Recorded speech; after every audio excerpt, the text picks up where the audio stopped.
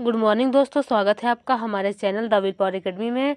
आज हम लोग पढ़ेंगे अध्याय 10 का प्रश्न अभ्यास। जैसा कि कक्षा 7 का इतिहास का अध्याय है।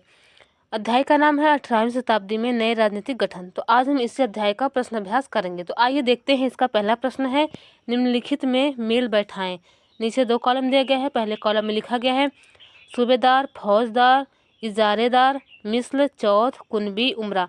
दूसरे कॉलम में लिखा गया है एक राजस्व कृषक, उच्च अभिजात, प्रांतीय सूबेदार, मराठा कृषक योद्धा, एक मुगल सैनिक कमांडर, सिख योद्धाओं का समूह और मराठों द्वारा लगाया गया कर।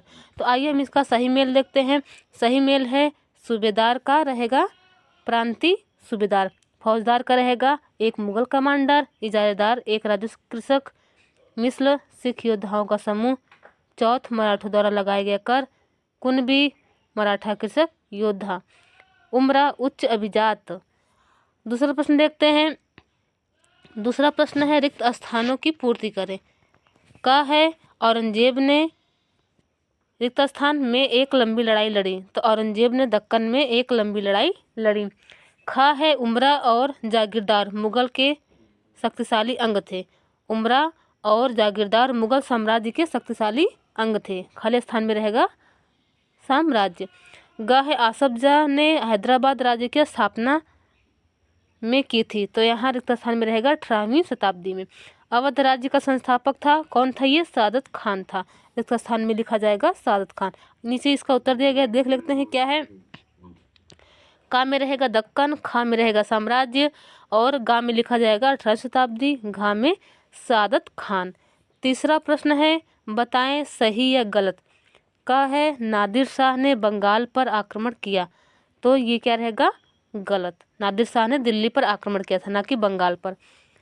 खा है सवाई राजा जयसिंह इंदौर का शासक था, तो ये भी आपका ऑप्शन गलत होगा। गा है गुरु गोविंद सिंह सिखों के 10वें गुरु थे, तो ये ऑप्शन सही होगा। घा है पूरे, सॉरी यहाँ रहेगा पुणे। पुणे 18वीं शताब्दी में मराठों की राजधानी बना, तो ये भी ऑप्शन आपका सही होगा। चौथा प्रश्न है खान सादत खां के पास कौन से पद थे, तो सादत खां के पास अवध के सूबेदार का पद था, फौजदार और दीवानी का पद था। पांचवा प्रश्न है अवध और बंगाल के नवाबों ने जागीरदारी प्रथा को हटाने की कोशिश क्यों की। उत्तर है अवध और बंगाल के नवाबों ने जागीरदारी प्रथा को हटाने की कोशिश की क्योंकि पहला, वे अपने राज्य में मुगलों के प्रभाव को कम करना चाहते थे। इससे मुगलों का हस्तक्षेप कम होगा और वे अपने शासन को आराम से अपनी मर्जी के मुताबिक चला सकेंगे। दूसरा, मुगल शासकों ने जो जमींदार नियुक्त किए थे उनमें से कुछ जमींदारों को हटा दिया गया था क्योंकि उनकी संख्या बहुत अधिक थी और अनावश्यक रूप से घूसखोरी और धोखाधड़ी हो रही थी और उनकी जगह निष्ठावान लोगों की नियुक्ति की। तीसरा है इन जागीरदारों द्वारा की जाने वाली धोखाधड़ी को रोकने के लिए सब खातों व लेखों की जांच करवाई और उसे ठीक करवाया गया ताकि मूल कारणों का पता लगाया जा सके।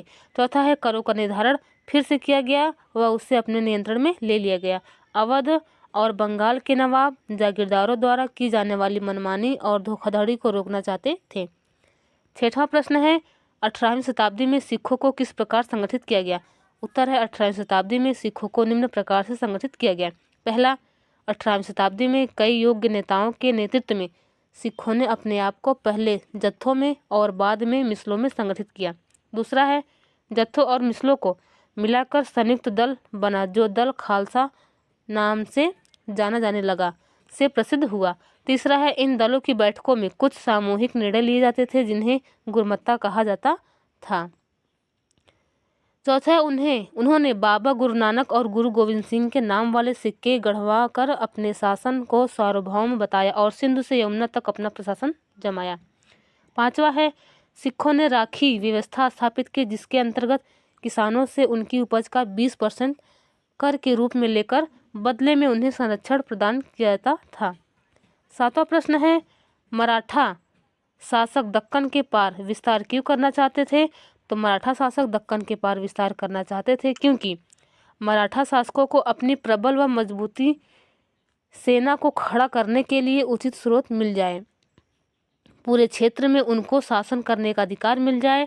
उत्तरी क्षेत्र के मैदानी भागों में अपना शासन स्थापित करने का अधिकार चाहते थे और ज़्यादा से ज़्यादा राजस्व प्राप्त करना चाहते थे। 8वां प्रश्न है, आसफ जाह ने अपनी स्थिति को मजबूत बनाने के लिए क्या क्या नीतियाँ अपनाई?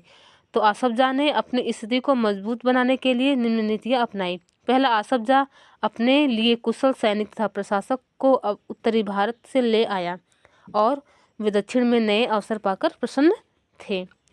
दूसरा, उसने मनसबदार नियुक्त किए और इन्हें जागीर प्रदान की। तीसरा, ना तो वह दिल्ली से कोई निर्देश लेता था और ना ही दिल्ली उसके कामकाज में कोई हस्तक्षेप करती थी। चौथा, मुगल बादशाह तो केवल निजाम उल मुल्क आसफ जाह द्वारा पहले से लिए गए निर्णयों की पुष्टि कर दिया करते थे। 9वां प्रश्न है और हमारा अंतिम प्रश्न है, क्या आपके विचार से आज महाजन और बैंकर इस तरह का प्रभाव रखते हैं जैसा कि वह 18वीं शताब्दी में रखा करते थे? तो हमारे विचार से आज महाजन और बैंकर इस तरह का प्रभाव नहीं रखते थे जैसा कि वह 18वीं शताब्दी में रखा करते थे। 18वीं शताब्दी में महाजन और बैंकर राज्य को निम्न तरीके से प्रभावित करते थे। पहला, राज्य ऋण प्राप्त करने के लिए स्थानीय सेठ, साहूकारों और महाजनों पर निर्भर रहता था। दूसरा, महाजन और साहूकार लोग लगान वसूल करने वाले इजारेदारों को पैसा उधार देते थे और बदले में बंधक के रूप में जागीर रख लेते थे। तीसरा, साहूकार और महाजनों जैसे कई नए सामाजिक समूह राज्य की राजस्व प्रणाली के प्रबंध को प्रभावित करने लगे। तो ये था हमारा लास्ट प्रश्न। हमारा यही प्रश्न अभ्यास समाप्त होता है। आज के लिए बस इतना ही। अब हम पढ़ेंगे अगले वीडियो में कक्षा 8 का इतिहास। तो आशा करती हूँ आपको वीडियो पसंद आई होगी। अगर वीडियो पसंद है तो वीडियो को लाइक, शेयर और सब्सक्राइब जरूर करें। इसके अलावा हमें कमेंट बॉक्स में कमेंट करके ज़रूर बताएं। धन्यवाद।